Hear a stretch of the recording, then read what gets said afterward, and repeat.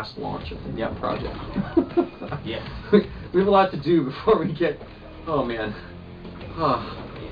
So you know, Torin, this is his focus is KI and making this game awesome, and he's been doing a great job. And you know, myself and I have a group of designers, and I oversee all our digital games. So Crimson, KI, Eagle, Power Star Golf, as you guys know it.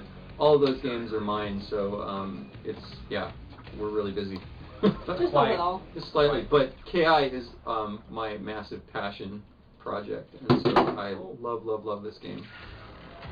Let's see. So we have some more questions. Sure. So the fight part of ready, can you make it flash so there's a visual cue if it's not already there?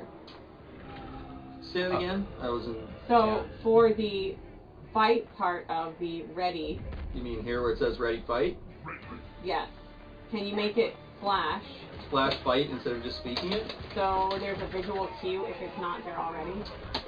So the interesting thing is we actually had a visual cue before that had said fight, but the thing the reason we took it out is because we were letting you fight immediately, and it was actually, it slowed the match down, is why we took it out. We can certainly look into putting some kind of option back like that.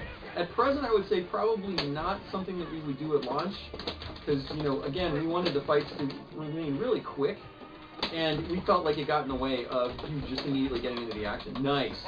So one of the things Sadira can do is, of course, she can double in the air with all of her normals, which makes her really vicious. Yeah. No, you just saw that, but the camera is now following her in the air, which is pretty Yes, and that's that's yay! nice. One of the other. So what else have you been doing? So aside from kind of sexifying Jago's instincts, nice, and making his, oh, that's gonna hurt. Oh. Yeah, it doesn't hit multiple times anymore, does it?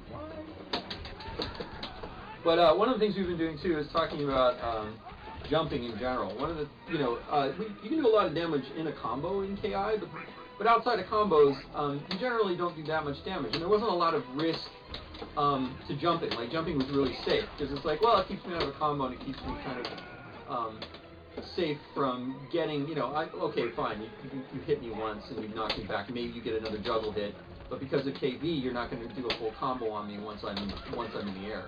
So one of the things we've been talking about doing is kind of changing the way that air-to-ground priority works, and tweaking the values based on air versus versus ground combatants. So, for example, in this situation, if Sadira was, or if anyone was basically to jump in on me, oh, that's Nice.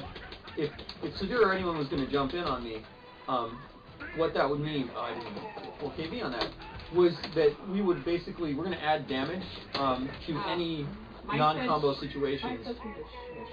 Mike says for me to shush. This is stuff we're talking about. Okay. Game looks very full. That's what I got. Mike says shush. Well, no, Mike, I'm going to talk about some of this stuff.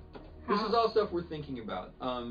But what we basically want to do is we want to make the anti-air game stronger, and we're looking at different ways to do that. And there's a bunch of different ways we can do it. We're thinking there's going to be some neat stuff around how we prioritize trades with ground versus air characters, and how we prioritize damage to opponents in the air versus opponents on the ground, which will help people stay grounded and kind of play the ground game and use air more as an option rather than as like the de facto, I'm going to jump around, bounce around the screen.